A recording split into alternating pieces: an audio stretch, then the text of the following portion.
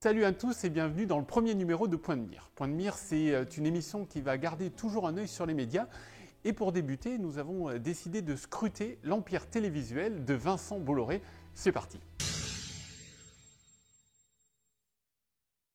L'histoire de Vincent Bolloré dans les médias commence en 2005 quand il crée Direct 8 au moment du lancement des chaînes de la TNT. À l'époque, c'était une chaîne entièrement sans publicité et quasiment tout en direct.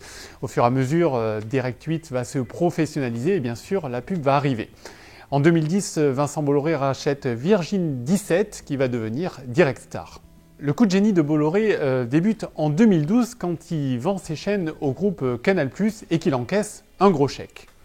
En parallèle, il négocie un échange d'actions et met ainsi un pied dans Vivendi, propriété du groupe Canal. En achetant petit à petit des actions, il va devenir le premier actionnaire du groupe et prendre la tête du conseil de surveillance. Ainsi, il devient un nouveau propriétaire des chaînes qu'il avait vendues quelques années auparavant à Canal.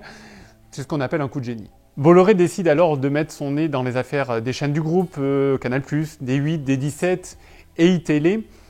Et pour commencer, il écarte tout le monde, toutes les directions en place et les remplace par des hommes en qui il a confiance et qui vont le suivre complètement, même si ils n'y connaissent pas grand-chose dans les médias. Bolloré n'aime pas trop que ces médias fassent des vagues, donc il décide d'aseptiser la chaîne et son antenne. Il veut supprimer les guignols, mais devant la bronca et les soutiens, il fait marche arrière et décide juste de les passer en crypté. Et puis il met en place un plan d'économie qui va passer par la mise à l'écart de Renaud Levanquim, producteur historique du Grand Journal. Pour la deuxième saison de Canal+, dans l'ère Bolloré, décide de faire le ménage dans les animateurs, exit Ali Badou, mais aussi Maïtena Birabin, qu'il avait pourtant mis à la tête, à la place d'Antoine Decombe, du Grand Journal, une émission historique. Donc a priori, on pensait tous que c'était sa protégée. Et puis au revoir aussi Yann Barthès qui quitte Canal pour le groupe TF1. La nouvelle stratégie est de mixer pour les émissions du clair et de crypté, afin de ne pas trop se focaliser sur les audiences de ces émissions. Un choix stratégique qui va s'avérer encore une fois catastrophique.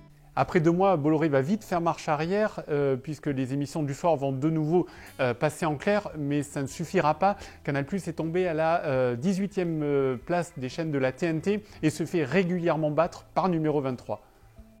Lorsque Vincent Bolloré reprend son bébé Direct 8, sa priorité c'est de bétonner le contrat de Cyril Hanouna qui prend fin en juin 2016. Ara Aprikian, qui était le directeur général de Direct 8, avait négocié avec Cyril Hanouna un contrat de 30 millions d'euros par an sur 5 ans pour H2O Productions, la société de production de Cyril Hanouna.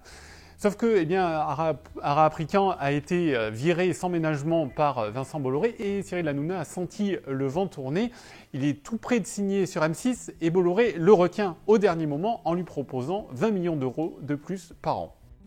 Un contrat qui coûte très cher à D8, tout ça pour un résultat moyen, puisque si les audiences ne touchent pas à mon poste et ses déclinaisons en prime time sont bonnes, les autres productions de Cyril Hanouna font des audiences plutôt mitigées. Alors pour ne pas rendre D8 Hanouna dépendant, à la rentrée 2016, la chaîne change de nom et devient C8. Pour l'occasion, de nouvelles émissions sont lancées et certaines sont rapatriées de Canal+, comme la nouvelle édition ou Salut les Terriens. L'objectif à terme, c'est de talonner M6 et d'atteindre les 8% de part de marché, 8 comme le nom de la chaîne.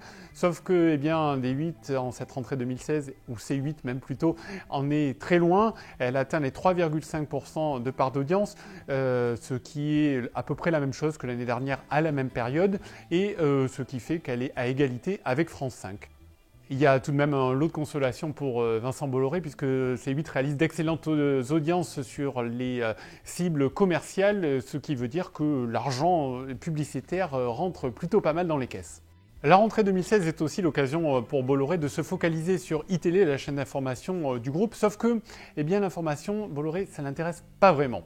Exit Guillaume Zeller, qu'il avait pourtant nommé un an auparavant, et welcome à Serge Nadjar en tant que directeur général. Serge Nadjar est également patron de Direct Matin, un quotidien aussi propriété du groupe Bolloré, un journal qui est connu pour ne pas faire trop de vagues et surtout pour promouvoir les activités du groupe Bolloré. L'objectif affiché, c'est de baisser les dépenses d'ITélé qui perd beaucoup d'argent chaque année. Après avoir provoqué une grève au printemps dernier en tentant de se débarrasser de 50 CDD, une autre débute au mois d'octobre. Elle durera 31 jours, soit la grève la plus longue dans les médias depuis mai 68. À l'issue de cette grève, plus d'un tiers des effectifs sont partis. Un cas similaire à Dailymotion, haute propriété du groupe Vivendi, qui, depuis la reprise en main de Bolloré, a vu la moitié de ses effectifs quitter l'entreprise. Au passage, les téléspectateurs aussi sont partis et pour l'instant, rien ne dit qu'ils reviendront. Bolloré a donc gagné. Morandini et ses pratiques journalistiques peut-être un petit peu contestables, mais je n'en dirai pas plus. Le monsieur attaque vite en justice, ça serait dommage de s'arrêter après un seul numéro. Donc Morandini incarnera CNews, la nouvelle version d'ITélé, et Serge Najjar cumulera les postes de directeur de la chaîne et de directeur de la rédaction. CNews sera sans doute fabriqué par des journalistes plus dociles et verra une grille qui sera plus axée sur le magazine.